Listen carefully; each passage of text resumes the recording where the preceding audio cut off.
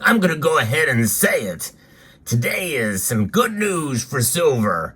Even though the markets didn't go wild, it's the fact that what it didn't do, which is the good news. I'll talk about it as we explore.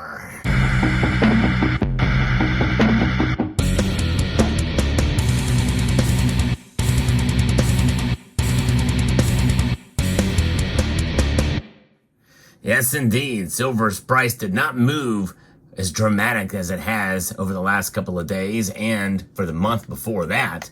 But indeed, it is up today. And that is worthy of celebration. Not so much the fact that it is climbing, it's the fact that it didn't go below a certain price level, at least not for very long.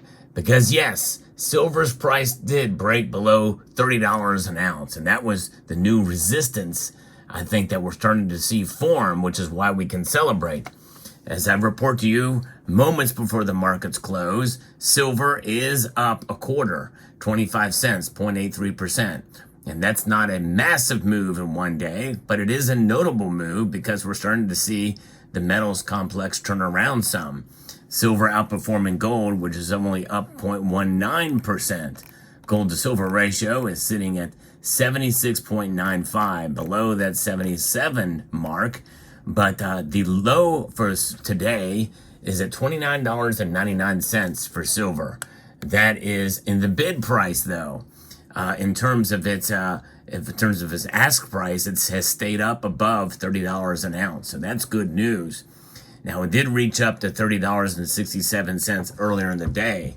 But a move like this, and with the markets and with what's going on in the world, and geopolitically, I think may have something to do with it. More on that in tomorrow's video. You're not going to want to miss that, by the way. But there's a lot going on with precious metals, and it will be volatile through the summer months. I think days like today, we can celebrate. No matter what the reason, there is a psychological element to silver's price movement, especially when we see it stay above $30. Because we know that the Federal Reserve note that you see before you here is losing value every single day. An area that is supposedly out of the comfort zone of the Federal Reserve. We know for sure it's out of our comfort zone. Inflation is hitting us hard. You know, the official numbers are 3.4%, the consumer price index, but we all know it's much more than that. And that's based off of last year's numbers, and the way they measure inflation these days is very different than the way they used to measure it, especially last time that inflation is seen where it is, at a 40-year high.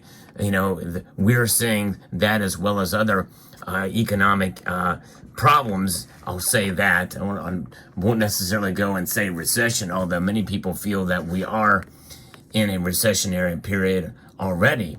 I mean, look at the gross domestic product has fallen fairly dramatically, although to officially be called a recession, we have to have 2 months of negative GDP growth, and we're not there yet. But one thing is for sure, in spite of that, and in spite of what the Federal Reserve is going to do or not going to do, silver is pretty resilient at this point in time. And I think that is worthy of celebration, because anytime we can see silver hang on to a new support level, a new floor, if you will, that's always good news.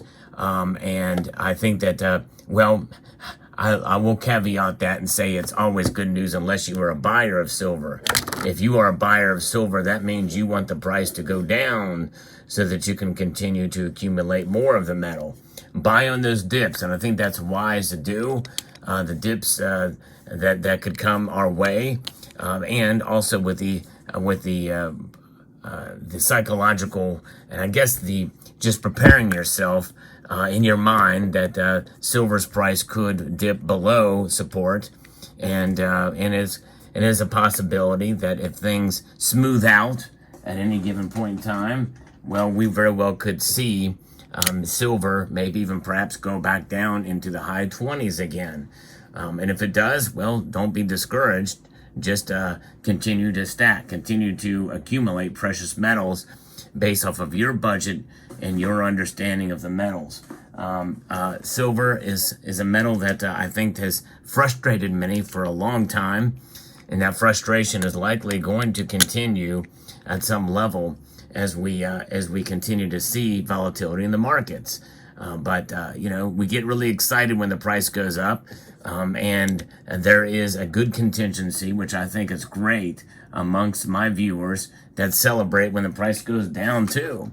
But we have to have some validation in what we are doing with the metal, and with the understanding that its price performance is something that is a gauge in terms of understanding its value. And of course, you've heard me talk about as a theme for the channel this year is there's more to silver than just its price, right? The value proposition compared to what the metal is very different than price. Price is a measure based off of the markets, but silver is a metal that has survived the markets. It's been around a lot longer than the markets, that's for sure. And so when you have that level of understanding, and understanding that it is a value proposition outside of the system, well, it gives you a whole new appreciation for the metal. And it really takes away from the stress of having it and stacking it and holding it when the markets fluctuate like they do. Because unless you need to sell, price really shouldn't matter if you're holding it, especially if you've accumulated and bolstered your defenses, your financial, fiscal, and monetary defenses. That's what silver is. In other words, an insurance policy, a savings vehicle outside of the madness and the craziness that we find going on today with geopolitics, with monetary policy, with political, grandstanding, and with politics in general, domestically. There's a lot that is weighing in on these markets these days. We live in a time like no other, and this is something that could have a dramatic impact one way or the other on the precious metals. But there is some amount of, I think, consolidation in both directions that could happen through the summer months. I think we'll still see some volatility, save for a black swan event or some major geopolitical move, especially on the military front. Then I think we might see silver kind of stabilize. And likely, if it's above $30, that's an area that we can celebrate. Now, there are some of you, I've seen it in the comments, that say, well, we really shouldn't celebrate this because silver should be a whole lot higher than where it is, especially considering inflation. And you would be right in terms of its price performance. I agree with that. However, you have to keep in mind that silver has been trading regularly well below where I think it should have been even before this inflation began. So the fact that we're seeing it move is a good reason to celebrate, even if it doesn't really match up to where inflation should be in any given point in time. Because as I have always said, you can take any two dates and make silver look really, really good, and then you can take any two dates and make silver look really bad. It doesn't matter. Each one can be used. I like to average it out, and I like the idea of dollar cost averaging, and maybe enhancing that a bit by buying a little bit more when the prices dip, and a little bit less, and maybe even not at all if the prices spike dramatically.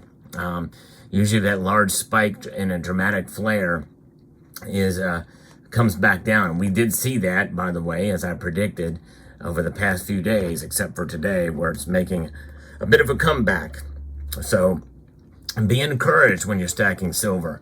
There's some people that think that I'm negative on silver. I'm not negative on silver. I like to be realistic about the metal. And because, as I say before, there's something about the metal that I think is quite amazing. It is the most versatile metal on the planet. No other metal comes close. And its price performance as a commodity as opposed to a monetary metal has been frustrating. But I think sooner or later we're going to see it all come back together, and it will work itself out in the end as a wealth preservation device. I think gold is the ultimate way to preserve your wealth, but silver does have many of those attributes too. It's just that now it's seen more and more as that commodity as an industrial metal, as a metal that's used for technology in the biomedical field. So many different areas where silver shines, and sometimes that shine does not reflect itself in the price, but that's okay. And so hope this encourages you in this semi-market report for today. If you like content like this, where I do like to talk about the fundamentals as well as the analytics in terms of the price performance, I hope you will consider pressing that like button. And if you find value in the content I provide here, subscribing to the channel if you haven't done so already. So with that, I'd like to extend a multitude of gratitude to each and every one of you for taking the time to watch, and to encourage you to please rate, share, comment, and subscribe.